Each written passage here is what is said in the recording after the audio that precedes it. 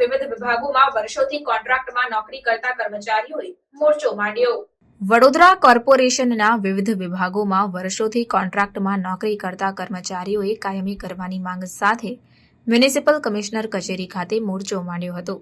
પાલિકાની સિક્યુરિટી અને પોલીસ દ્વારા ગેટ બંધ કરી દેવામાં આવતા કર્મચારીઓ મુખ્ય માર્ગ પર બેસી ગયા હતા અને પાલિકા વિરુદ્ધ કોન્ટ્રાક્ટ સિસ્ટમ બંધ કરવાના સૂત્રોચ્ચાર કર્યા હતા। કર્મચારીઓ રસ્તા પર બેસી જતા ટ્રાફિક ખોરવાયો હતો અને આ આંદોલનમાં મોટી સંખ્યામાં કર્મચારીઓ જોડાયા હતા।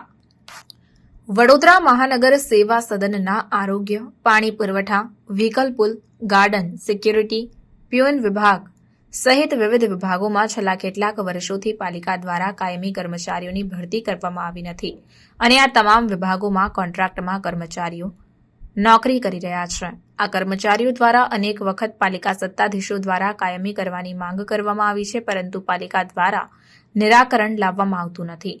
પાલિકા કર્મચારી સંગઠનના પ્રમુખ અશ્વિન સોલંકીની આગેવાનીમાં પાલિકાના વિવિધ વિભાગોમાં કોન્ટ્રાક્ટમાં નોકરી કરતા કર્મચારીઓ પ્લે કાર્ડ સાથે મ્યુનિસિપલ કમિશનર કચેરી ખાતે મોરચો લઈને પહોંચ્યા હતા। વિશાળ મોરચો આવી પહોંચતા નવાપુરા પોલીસનો કાફલો ખડકી દેવાયો હતો, તો બીજી બાજુ પાલિકા સિક્યુરિટી દ્વારા કમિશનર કચેરીનો ગેટ બંધ કરી દેવામાં આવ્યો।